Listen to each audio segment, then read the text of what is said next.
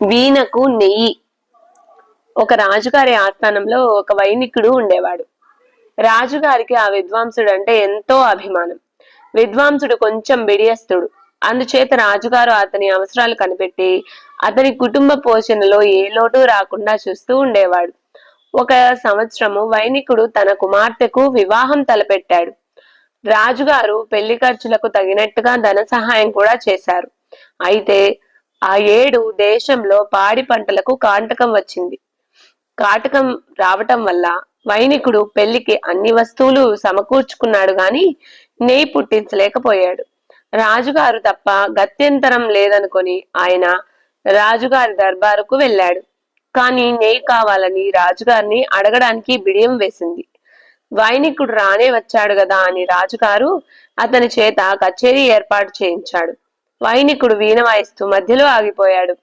ఆగారే అని రాజు అడిగాడు.